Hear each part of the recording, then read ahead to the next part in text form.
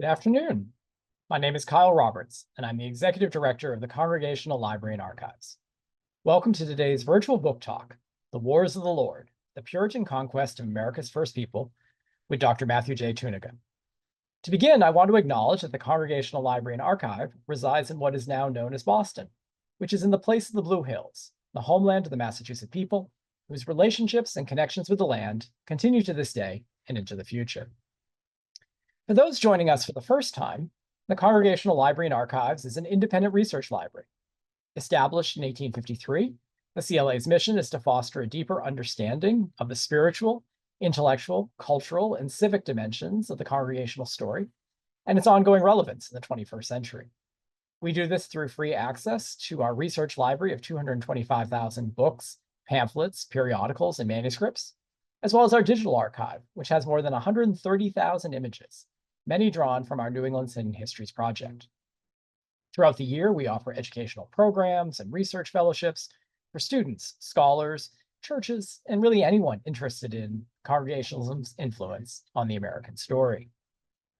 I hope you'll check out our website, congregationallibrary.org, to learn more about what we do and for news of forthcoming events. And with that, let me go ahead and introduce our speaker. Matthew J. Tuininga is professor of Christian ethics and the history of Christianity at Calvin Theological Seminary in Grand Rapids, Michigan, where he has taught since 2015. He's the author of Calvin's Political Theology and the Public Engagement of the Church, Christ's Two Kingdoms, published in 2017, and the book you're going to hear about today, The Wars of the Lord, the Puritan Conquest of America's First People. Well, thank you so much, Dr. Tuininga, for being with us, and I'll hand it over to you. Thank you, Kyle. It's my pleasure to be here with you all this afternoon, and I'm grateful for the opportunity from Congregational Library and Archives to give this presentation. As you can see from the image that I believe is being shared with you all, the official seal of the Massachusetts Bay Colony, dated 1629, featured an image that captured the Puritans' fondest hopes for their enterprise in America.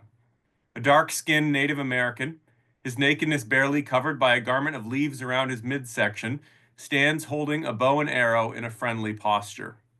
Out of his mouth come words drawn from the New Testament, the book of Acts, chapter 16, verse 9, "Come over and help us." In Scripture, these words were spoken by a Macedonian who appeared in a vision to the Apostle Paul. On the Massachusetts Bay seal, they represent the imagined cry of America's first people to prospective English colonists. Now, of course, this entreating native was a figure of the Puritan imagination. We have no record of Indians begging the English to come evangelize them in 1629. But that was not the point. The Puritans believed that whether the Indians wanted the gospel or not, they needed it. They lived in darkness, worshiping the devil and enslaved by him to the point that their lives scarcely differed from those of the beasts of the forest. And while they certainly acknowledged that Indians possessed the bare remnants of the image of God by virtue of their humanity, that was about all that could be said for them. Now, John White, the devout founder of the Massachusetts Bay Company, wrote a tract entitled The Planter's Plea in 1630 to persuade English Puritans to go to America. And in it, he argued that just as God once used the Romans to conquer, civilize, and evangelize the barbarian ancestors of the English, so now he was calling the English to do the same for Native Americans. And he thought the Indians had everything to gain from this. They were wallowing in poverty, racked by disease, and oppressed by powerful enemies. But the English could teach them hard work, protect them, and win them to Christ by love and good deeds. Now, it is important to note that White had no understanding of Indian racial inferiority. He did not think in racial terms of white or black or red or so forth. What distinguished the English from the Indians in his mind was the work of God's Spirit. As he put it, "We are translated into the glorious liberty of the Son of God. They are bond slaves of Satan. Who hath made us to differ? How long shall we scorn what we should commiserate? What if God should show mercy unto them? erect a church among them, recover them out of the power of the devil. Could any conquest be so glorious? Now, he uses the word conquest there. He's thinking of a spiritual sort of conquest, but I think it's significant nonetheless that that's the word he uses. Fast forward 7 years, 1637. About 80 soldiers, led by Connecticut Captain John Mason and Massachusetts Captain John Underhill, accompanied by several hundred Narragansett, Eastern Neantic, and Mohegan allies, approached a Pequot fortified town in present-day Connecticut known as Mystic. Around dawn, they launched a surprise attack, breaking through the palisade and engaging in bitter combat with Pequot warriors. But heavy losses persuaded the English commanders that this tactic wasn't working. It wouldn't succeed. They were losing too many men. So Mason ordered his men to withdraw from the fort and surround it, and as they withdrew, they would set the fort on fire. Any Indians who attempted to escape would be slaughtered, men, women, and children. Now, the fort was tightly packed with highly combustible wigwams. I'm going to show you an image that was produced just a year or so afterwards. So this is, as I said, you can see the palisade here. You can see the wigwams inside. You can see soldiers and natives fighting in between them, but then also if you look on the outside, you see the ring of colonial soldiers and then a bigger ring outside that of their native allies. So as terrified Pequots attempted to escape the raging flames, because soon the fort had become an inferno, soldiers shot them down with muskets or cut them down with swords. Underhill reported, "Down fell men, women, and children. Not above 5 of them escaped out of our hands." The soldiers were shocked, according to William Bradford, the governor of Plymouth Colony, who he said they were shocked to see them thus frying in the fire, and the streams of blood quenching the same, and horrible was the stink and scent. Captain Mason, the leading commander, crowed that it was God who had fought for his people in the battle. God was above them, who laughed his enemies and the enemies of his people to scorn, making them as a fiery oven, he wrote. Thus did the Lord judge among the heathen, filling the place with dead bodies. It was the Lord's doings, and it is marvelous in our eyes. It is he that hath made his work wonderful, and therefore it ought to be remembered. It's estimated that anywhere from 400 to 700 Pequots were killed, and in total, 2 colonial soldiers were killed and about 20 were wounded. Now, there was no hand-wringing among the Puritans over the massacre at Mystic. As far as we know, no Puritan minister protested what had happened. Captain Underhill defended the conduct of his troops based on the example of the Old Testament King David in his war against the Amalekites. And over the following decades, Puritans repeatedly described the war against the Pequots as a just war, a display of divine wrath that humbled the region's native peoples into accepting English colonization. They did not perceive any contradiction between their lofty missionary rhetoric and the massacre of Pequots at Mystic. As they saw it, and this explains the title of my book, saving Indian souls through missionary work was a war of the Lord against the devil. It was a spiritual war to liberate native souls. But conquering Indians who resisted English justice and attacked colonists was also a war of the Lord against the devil, in this case, a literal, violent war. But both types of war were necessary in their minds to protect Christ's kingdom in America. Now, in my experience, many historians, when they explore these topics, they tend to either focus on the religious side of who the Puritans were, while ignoring the colonial aspects of it. Or there's another group of scholars who focus on colonialism in New England, while really not diving deeply into its connections with Puritan religion. It also struck me that you have certain scholars who would focus on the missionary work that the Puritans did, while not paying much attention to the wars and the politics going on. And then there were other scholars who focused on the war and the politics without paying as much attention to the missionary work. And so my motive in writing this book was really to show how you can't separate these strands. You can't separate these stories. They are ultimately one and the same story.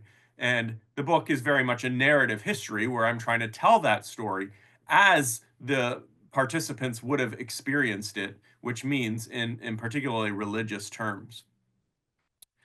Now, let me try to unpack it a little bit. First of all, by answering some questions that you may have about who the Puritans were. Very briefly, the Puritans were a reformist party of the Church of England who were not content with the extent to which the Church of England had preserved medieval Catholic practices when it came to worship and church government and various aspects of church life.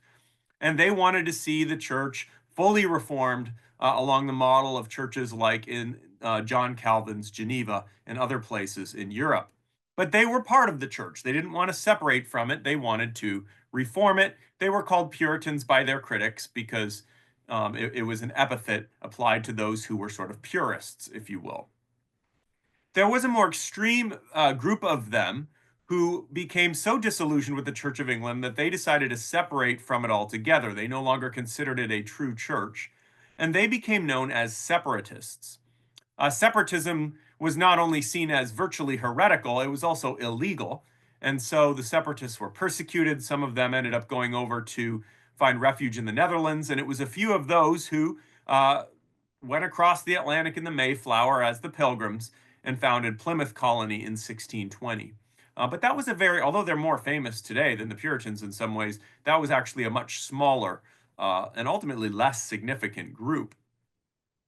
The Puritans started to come over about a decade later in 1629, 1630, when what's known as the Great Migration began.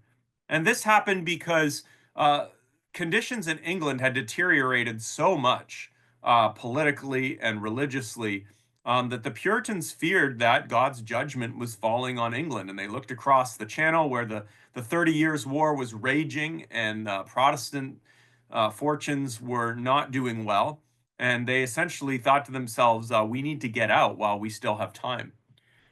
Now, whenever you're talking about thousands of people, as we are with the Great Migration of the 1630s, different people are going to have their own reasons for migrating. Not everyone does it for the same reason. And we have to remember that these people were leaving everything they knew, their families, their friends, their livelihoods, and they were embarking in a project which, as previous colonies suggested, was quite hazardous, in which they were highly likely to die. And so they had to have good reasons for this, and many of them wrote those reasons down, including one famous leader of theirs, John Winthrop. John Winthrop agonized over the decision of whether to migrate, and he wrote a series of drafts of a document enumerating the reasons why he thought colonization was justified. And let me just sum up what I take to be the most commonly and important cited reasons they gave. First, as I've already mentioned, they very much believed that God would soon judge England, much like he was judging the European continent, and so they wanted to get out while there was time.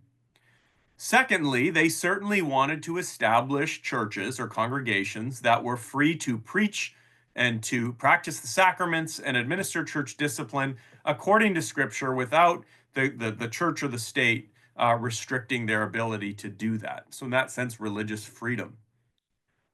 Third, they wanted to establish what they saw as a godly commonwealth, a Christian political society in which, as they would have put it, godly men would govern according to godly principles.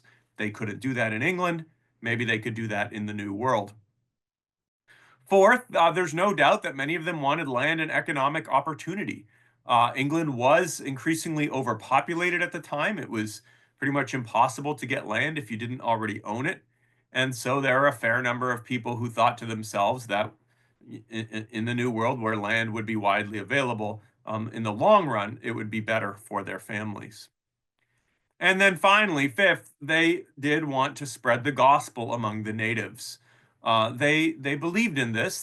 These many of them are devout Puritans, and there's nothing more important they thought they could do than spread the gospel, especially the Reformed gospel. And so the Massachusetts Bay Colony Charter said that converting the natives was actually the colony's primary purpose. Now, as they were crossing, one of the first groups of the Great Migration heard a sermon, a lay sermon from John Winthrop. It's famously become known as the model of Christian charity, in which he urged the colonists that, the eyes of the world were upon them. They were like a city on a hill. And although we remember that image, more importantly, he told them, you're entering into a covenant with God, much like Israel did in the Old Testament. And if he brings you across the Atlantic and settles you in this new land, then that will show that he's ratifying this covenant. And if you obey him, and that especially means loving one another, then he will bless you and you will prosper and you will defeat your enemies. But if you disobey him, you don't love one another, then he will punish you, your enemies will dominate you, and you will become a byword among the nations. So this sort of captures the sense of what was at stake, what the Puritans thought they needed to do in establishing this model Christian society if they were going to succeed. Now, what's interesting, the Puritan migration did succeed in the sense that the death toll was actually fairly low in the 1630s, and the society very rapidly became quite successful. It was probably the most literate and democratic society in the world at the time. In England, voting rights were established to land ownership, which meant that only a tiny number of the elites could vote. The Puritans, wanting a godly society, decided to attach voting rights to church membership. Now, to modern people, that might sound like a restriction if only church members can vote, but in point of fact, in New England, that was a dramatic expansion. Far more people were church members than would have met land holding requirements in England. And so the voting base expanded dramatically, and the society became fairly democratic. Political leaders who were elected leaders had to be church members, but they could not be pastors because the Puritans believed in a sharp distinction, if not separation, between church and state.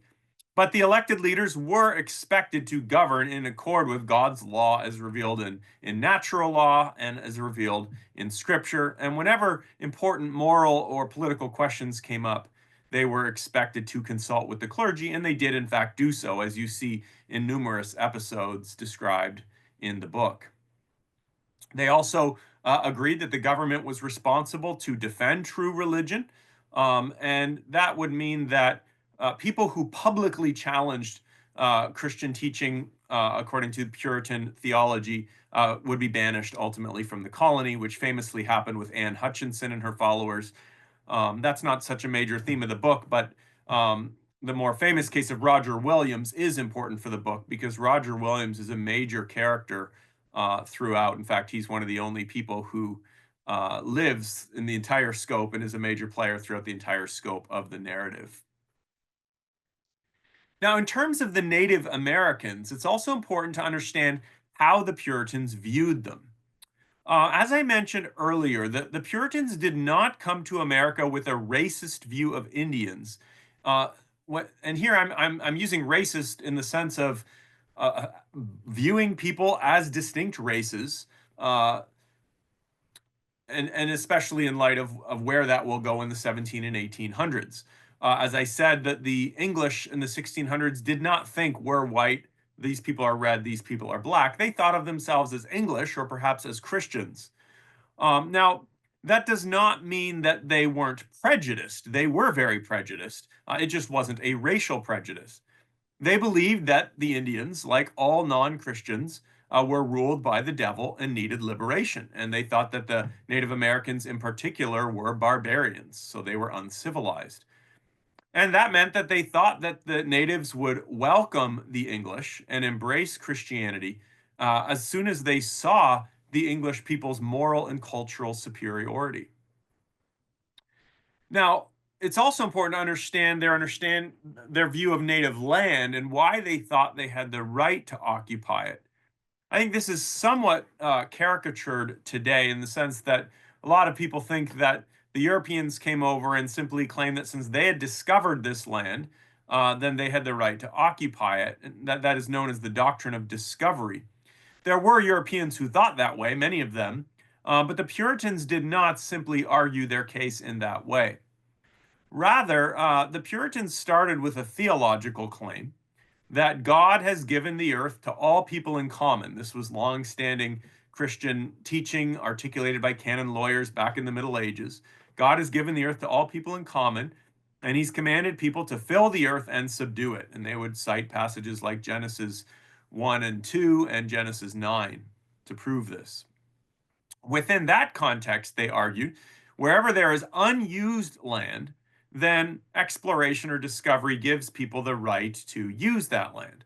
So when King James or King Charles claimed land in America, they could do that because some of that land was unoccupied, and in part they could also claim that England had a prior right to that land versus, say, another European nation like Spain. But the Puritans agreed such claims did not trump the rights of people who already occupied the land. They acknowledged that if anyone lived there, or anyone farmed there, or anyone fished in a certain place, that land was rightly theirs. Now, of course, tragically, diseases had wiped out vast numbers of natives who lived along the coastal areas, as many as 90 to 95% in some cases, including the area around present-day Boston. And that meant that the land had been, was fairly vacant, was the term that they used back then. And the theory was that if there's ever land that it is vacant, then it is legitimate for others to occupy that land and use it. This was the doctrine known by the Latin term vacuum domicilium.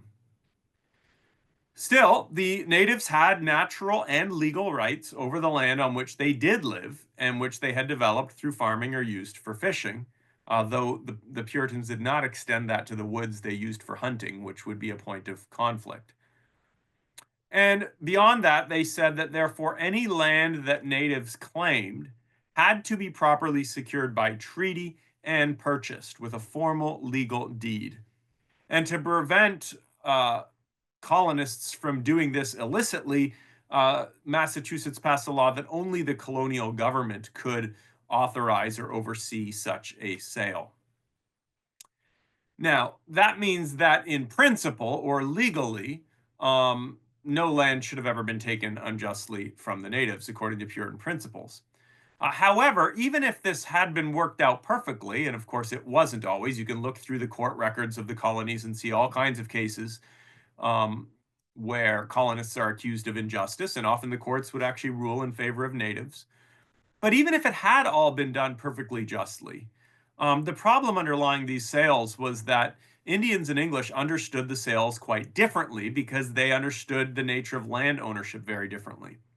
Natives assumed that deeds of sale were not transferring the land from one group of people exclusively to the use of the other. They thought the deeds permitted shared use of the land. And so as they saw, the English would come and build their towns and farms, while natives would continue to live in their towns nearby, continuing to hunt and fish in the area around it as they always had. And this worked for a while, but it took the Indians a while to grasp just how many English were coming and how this would increasingly make their way of life impossible. Not to mention the fact that as colonists' numbers grew, they would start to force natives off land and they would appeal to the deeds as authority to do so. English cattle would start to overrun native fields, and the English would crowd the Indians out of the best farmland. They would exert enormous economic pressure on natives to sell more land, and at times use various means to pressure natives into signing other treaties. So, of course, the natives couldn't have anticipated this all at once. It takes years before this unfolds, and often by the time the natives fully grasp what's happening, it's too late. Let me shift focus a little bit now. What I want to do in our last little bit of time here is talk first about how the Puritans approached missionary work, and then secondly, look at why it broke down in some of the wars that took place, and then finally conclude with a story. So we, I think in the 21st century, tend to assume that close connections between religion and power, especially religion and violence, discredits religion. But people in the 1600s did not share that assumption. So the Pequot War, for instance, and the massacre at Mystic that I described earlier, did not, in fact, undermine the spread of Christianity among Native Americans. In fact, it arguably facilitated it. The first evidence of this was the conversion of a native named Weekwash, who was a Pequot who had guided the English to Fort Mystic. The battle had left Weekwash stunned at the power of the English god. He said he had viewed the English god as but a mosquito god, or a god like unto a fly. But now he considered him a most dreadful god, and that one Englishman, by the help of his god, was able to slay and put to flight 100 Indians. After a period of agonizing, Weekwash converted to Christianity and even began evangelizing his fellow natives before he died of a sudden illness. And you see similar patterns with consistently natives who suffered from illnesses or lost loved ones due to disease. Would often be very impressed by the fact that the English were not dying of disease in large numbers, and they would conclude from that that the English God must be the true God, and that would prompt their conversion. Now, in the decade after the Pequot War, numerous native leaders, known as sachems, began to sign treaties with the English. They're clearly impressed by English power and the ability of the English to protect them from other native groups who had been dominating or oppressing them. And as part of these treaties, weaker native communities, many of the Massachusetts and Nipmuc and Pennacook communities, for instance, would often agree to submit not only to certain English laws, but to the teaching of Christianity. And this paved the way for Puritan ministers, most famously John Eliot, who would become known as the Apostle to the Indians, to begin working hard to convert Native Americans. Now, I don't have time to go into the details, but I do want to make several broad observations about Eliot's work, and of course, the story is told more fully in the book. First of all, Eliot, like other Puritans, struggled to distinguish the teachings of Christianity from what he called civilization. So the goal of his work was not only to evangelize natives, but to civilize them. In fact, Puritans believed that the natives had to be at least partially civilized before they could properly understand and practice Christianity. Now, Eliot's strategy was to go to native communities that had submitted themselves to the English and organize them as praying towns, as they were called. And these praying towns would enable them to start to live a more civilized lifestyle. Once natives agreed to do this, they would have their land holdings recognized and protected forever, according to the laws, by the colony in the form of a land grant. And the most famous of these was Natick. But over a 30-year period after Eliot started working, some 14 praying towns would be established in Massachusetts and several more in Plymouth, on Martha's Vineyard, and on Nantucket. And ultimately, their population would number in the thousands. So after establishing these praying towns, the third step for Eliot was to begin teaching the natives so that they understood Christianity. And once they did so, he would have them examined by the Puritan clergy. What that meant was that natives would go and they'd be asked questions about how they understood certain doctrines.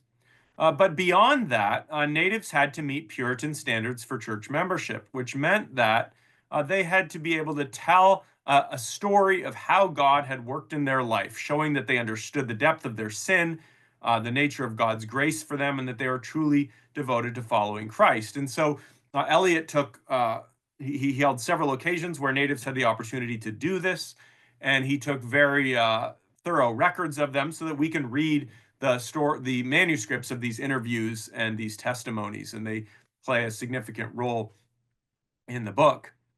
Although it took time, ultimately this process led to the establishment of 2 native churches in Massachusetts and several more in Plymouth and on the islands. Eliot also made it a top priority to train Indigenous leaders for these communities. He always believed that work among the natives would only be fully successful once it became the natives' own project. And so he worked hard to train them. He turned Natick into a virtual seminary for native leaders and evangelists. He also invented a written Algonquin language into which he translated the Bible, and numerous other religious works. And the printing press at Cambridge published these works for an increasingly literate native Christian population who did, in fact, in many cases, read these books. The last thing to note briefly about the missionary work, however, is that it did create tension because native communities that embraced Christianity inevitably abandoned their loyalty to their non-Christian sachems. And this put the advance of Christianity in native communities, it associated it directly with the loss of power of native sachems and meant that sort of religion and political domination advanced hand in hand, often alienating the sachems who were threatened by it. Now, why did all of this fall apart, so to speak? It didn't entirely fall apart, but of course it does end in a cataclysm of King Philip's War, which I describe in the latter third of the book.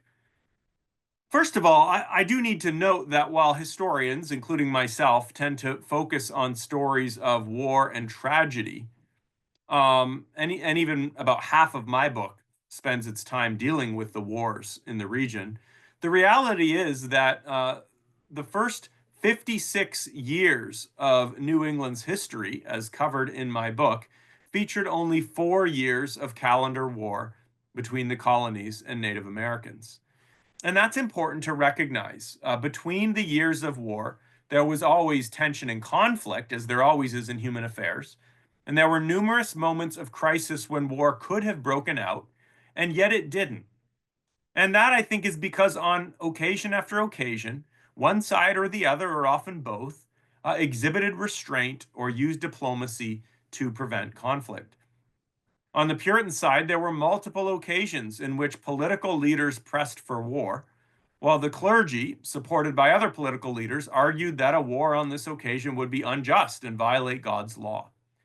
And so I want to say this because while Christianity was used to justify the wars that they fought, it also on multiple occasions restrained the Puritan colonies from waging war. And that's important to remember. And I do tell the story of these crises too, the ones that did not result in war, in a fair bit of detail in the book. Now, on the two occasions when major wars did break out, the Pequot War in 1636 to 1637, and King Philip's War in 1675 to 1676. On both occasions, it was provoked by a case of murder, followed by a conflict over how that murder should be adjudicated, and especially which political leaders had the sovereignty allowing them to be responsible for that.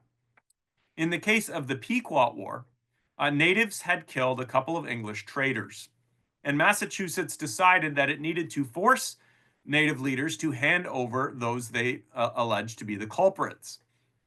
When the natives refused to do so, in part because it violated their sovereignty, Massachusetts resolved them to teach a lesson by launching a raid against their territory. The natives duly retaliated, one thing led to another, and when Pequots attacked an English town, Puritans viewed that as a direct attack on Christ's kingdom and as an existential threat to their society. And they resolved to teach the Pequots a lesson they would never forget, which is what they attempted to do at Mystic. Now, King Philip's War in 1675 was different. In this case, several non-Christian Wampanoag Indians were accused of murdering a well-known Christian Indian teacher named John Sassaman. And whereas in the past the English had allowed native sachems to administer justice when Indians committed crimes against Indians, this time Plymouth handled the case itself. 3 Wampanoags were executed on the questionable testimony of a Christian Indian after having been convicted by a jury that included Christian Indians. The Wampanoags were fearful that the English would go after their sachem, Philip, and so they mobilized to protect him. And Plymouth, fearing that the Indians were about to rise up against them, did the same. Warriors and colonists clashed, and once again, Plymouth resolved that Philip needed to be taught a lesson. This time, however, Plymouth's military campaign proved to be a complete fiasco. Philip got away, and the war started to spread to other native communities. The colonies exacerbated the situation by trying to pressure native groups around the region to join the English side or prove that they were loyal, often in practice then simply alienating them and driving them into Philip's camp. And the war increasingly engulfed the region. It became an existential crisis for New England and utterly catastrophic. I tell it in great detail in the book. And one of the underlying themes is the way Christian Indians were caught in the middle. By and large, Christian Indians stayed loyal to the English, though some of them did support Philip's cause. But the English were deeply suspicious of them, ended up rounding up many of them, putting them on Deer Island and other places. And it's quite a tragic story, even though ultimately Christian Indians fighting with the English played a major role in winning the war for the English. I want to end my talk by telling a story because it gives you a bit of a human side, I think, of what's going on here. And this story reveals many of the threads that make up the narrative of the book as a whole. This story is about a Nipmuc sachem named Tom Wuttusacomponum.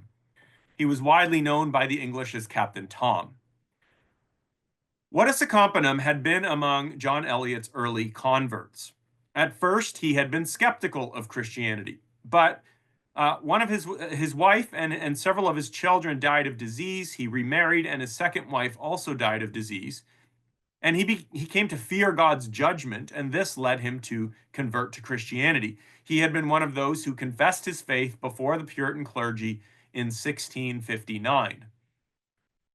A few years later, in 1667, Tom brought a large number of Nipmuc sachems to make a treaty with Massachusetts, in which they submitted to the English government and to the teachings of Christianity. And Tom was later appointed as the ruler of the praying towns that were organized out of these communities. He was well known as a faithful, pious Christian Indian. When King Philip's War broke out, Captain Tom assured English envoys that were sent to him that his people were in fact loyal to the English and would not support Philip. However, as I describe in my book, a series of defeats in which Christian Indians did in fact on occasion fight against the English led many English colonists to be deeply suspicious of praying Indians. And they clamored for the government to round up these Indians and prevent them from attacking them. So the government ended up ordering all these Indians to gather under close English supervision at 5 praying towns. And later it began to remove them even from those 5 towns and to put them on what was essentially a 17th century internment camp on Deer Island in Boston Harbor. Now, Captain Tom and his people were awaiting this fate at Hassanemisett, one of the praying towns, when Nipmuc warriors who were hostile to the English showed up. And the Nipmucs confronted Tom and his people with a choice. Risk your future with the English, which means you're going to end up possibly on one of the islands where you might die of starvation, or maybe you'll even get sold into slavery or something. Or come and join us, and we will protect you. Tom made the difficult decision to go with the Nipmucs. At the same time, he refused the Nipmucs' efforts to recruit him and others for military service, and we have multiple people testifying to the truth of that. Several months later, as the English were finally starting to defeat the Indians, Captain Tom and several other praying Indians escaped from the Nipmucs, and they were eventually picked up by English soldiers. Captain Tom was then brought to Boston and put on trial for supporting the enemy. And the book tells the story of the trial, in which several soldiers offered conflicting testimony, claiming to have seen Tom among the enemy in battle. Now, Tom continued to insist on his innocence and had other people testifying on his behalf, but nevertheless, he was condemned to death on the basis of this conflicting testimony. John Eliot, the missionary, was deeply upset about this. He visited Tom in prison and asked Tom, about his innocence and so forth. He believed him. Eliot then went to the governor. He actually confronted the governor after church one day in Boston. And when the governor insisted that Tom was a bad man, Eliot countered emotionally that at the day of judgment, the governor would find out that Jesus Christ was of another mind. But he could not dissuade the governor. And so Eliot accompanied Tom several days later to the gallows.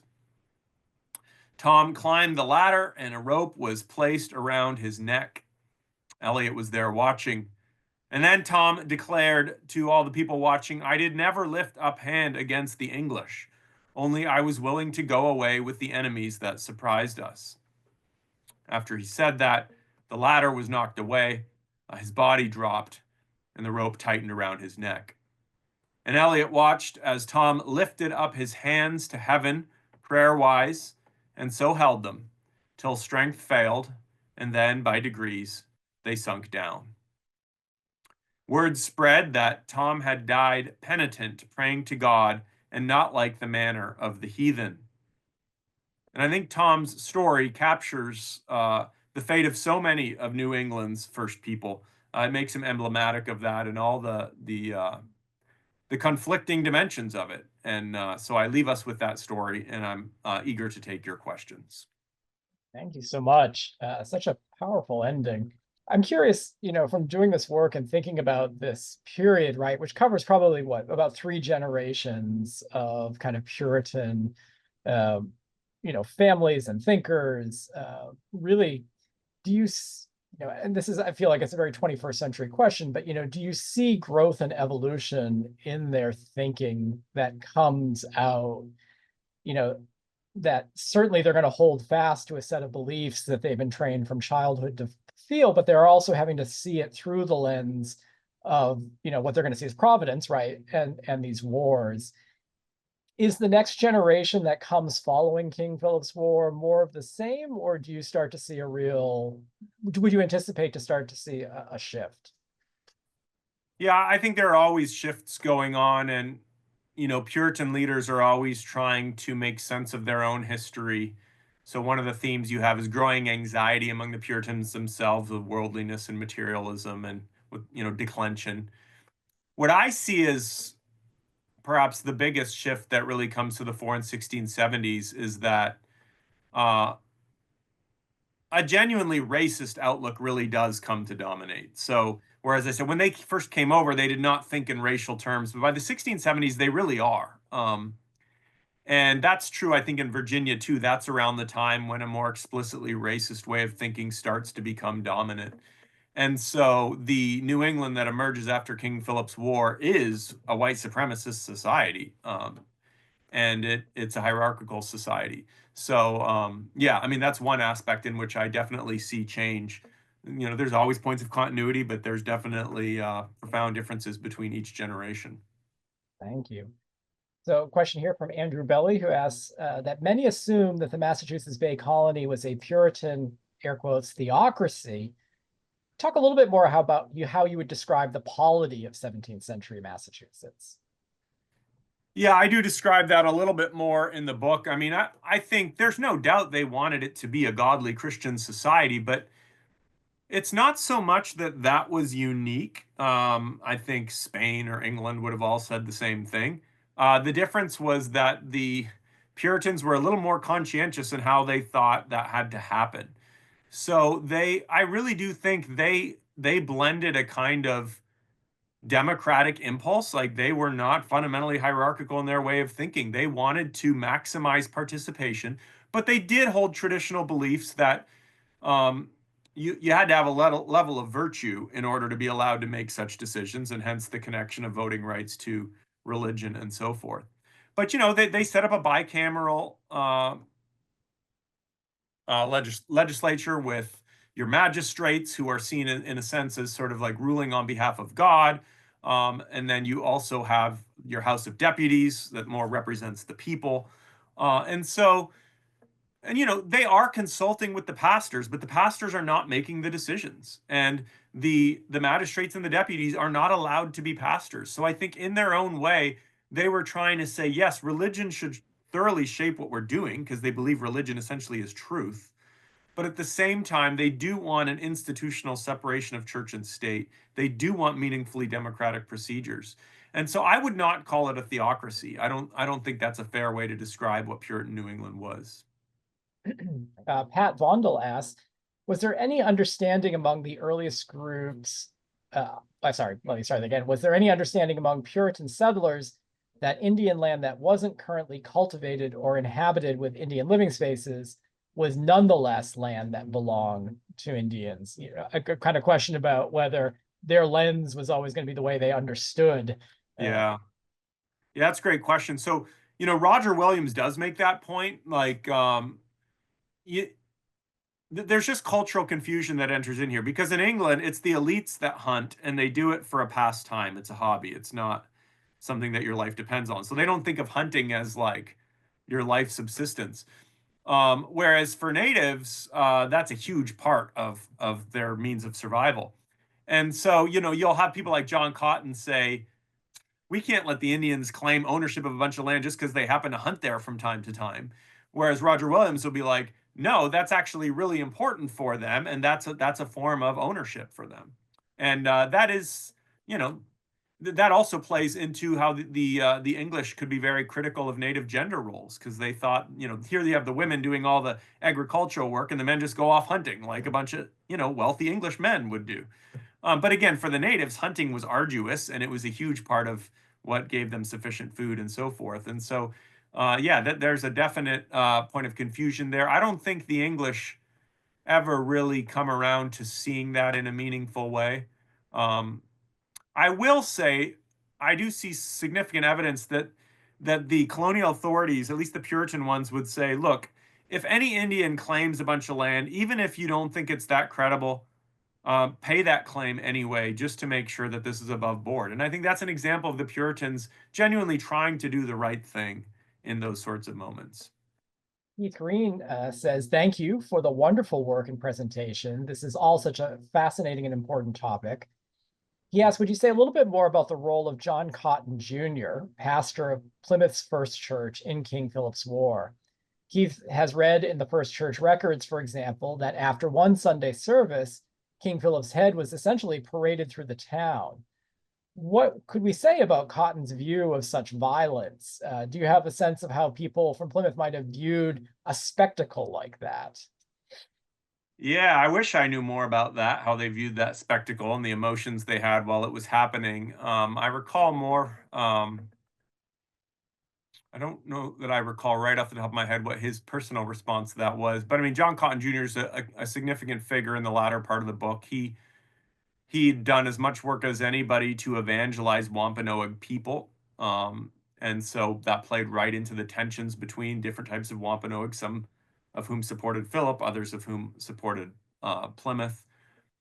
But, putting a head on a pike was what the English did to traders. And Cotton certainly would have shared the Plymouth view, the official Plymouth view, that Philip had committed treachery, violating his covenants with the colony.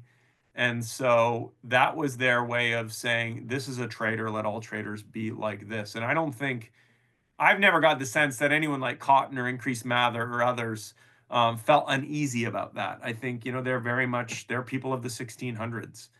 And they don't have that squeamishness about violence. It's not to say they don't see the brutality and the horror of it, but they see that as having an appropriate place as a public example. The question from an anonymous attendee, you started the talk helping us kind of understand the difference between the Puritans and the separatists or Pilgrims. Were there different views held by the Pilgrims on Native Americans than the Puritans? And do you see that Plymouth Colony was trying to influence Boston in different ways, or were they kind of in this, lockstep, I guess, in their thinking? I mean, they're not lockstep, but the reason that they're not lockstep is just because they're different colonies, so they have different perspectives on what's going on. So, like the Pequot War, Plymouth's really slow to want to get involved. They're pretty skeptical at first, and then later they come around. King Philip's War is the opposite. It's Plymouth that starts it, and Massachusetts is a little skeptical at first, and then they end up joining in.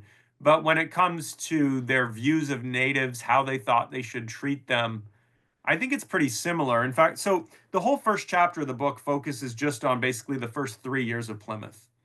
And then I don't follow Plymouth quite as closely after that. I only bring it in as it sort of comes into the main narrative. But already in those first 3 years at Plymouth, all the themes that are going to be in the rest of the book are there in some way.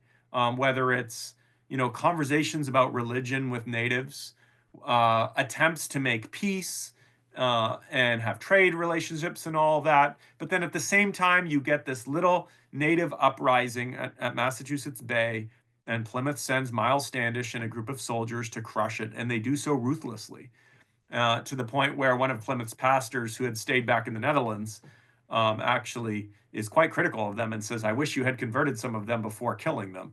Um, and so, in that sense, I see Plymouth is almost like a smaller version of the whole that Puritan New England becomes. And even on the church side of it, when the separatists come over, of course they're separatists, so they feel totally comfortable starting their own church democratically. The Puritans, in theory, are still part of the Church of England, so they shouldn't be able to do that so easily. But they really have no choice because there's no bishops, there's no hierarchy there. So they end up doing the same thing as the separatists. And then I think they realize fairly quickly that while they might have different views of the Church of England, de facto they're basically doing the same thing, and the difference between the two groups diminishes over time to where it's barely noticeable eventually. Kaz Bem, a longtime friend of the Congregational Library, asked, do you have other examples of Puritan clergy intervening for praying Indians during the war? I guess one person that comes to mind is Daniel Gookin. Is he? Right. I think he's part of your story as well, right? He's a huge part, yeah, and I just didn't have time to, bring in too much stuff. But Daniel Gookin and John Eliot are interesting because on the one hand, they will both repeatedly and even courageously intervene in defense of Indians, especially Christian Indians. But at the same time, they're never in doubt about whose side they're on. They're on the English side. Um, Another example would be Roger Williams, who of course was banished, but nevertheless, Roger Williams similarly will often appeal for the sake of natives after the Pequot War. He's the only one who really protests the enslavement of natives. He tries to keep the peace repeatedly, all the way through King Philip's War.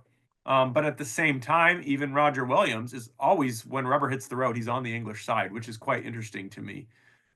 So yeah, there are some other examples like that. Those are probably the most significant. There's a few other political leaders, not necessarily pastors. And then I guess I should say, Increase Mather, one of the leading Puritan clergymen who will become even more important after King Philip's War, when he is criticizing the Massachusetts for the sins that they've committed that have brought God's wrath on them in King Philip's War, he does identify treatment of the Christian Indians as one of the things that they're being judged for. So I think that's significant.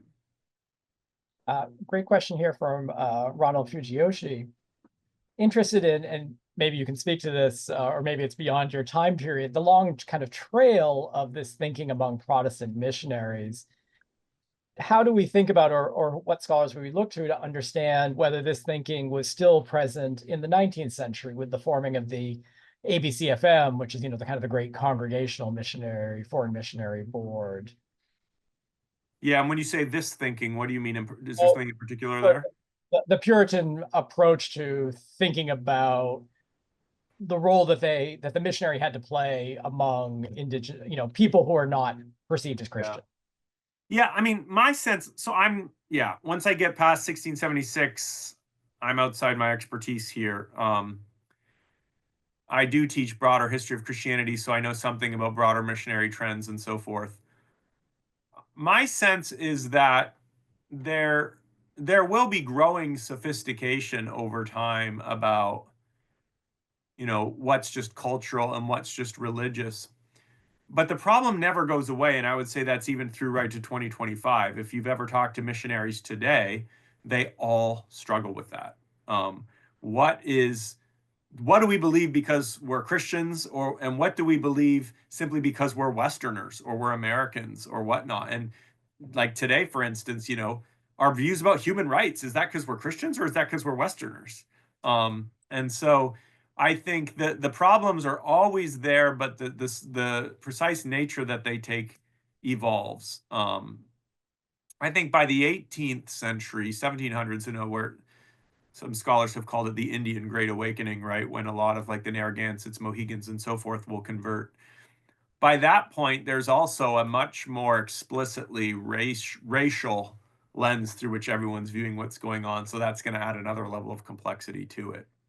But I mean, it'd be a fascinating story to trace all of that out. in New England, let's say, just as a place. Great. Well, a great next book for for somebody out there who's watching. Sort of as a final question, we're at our time.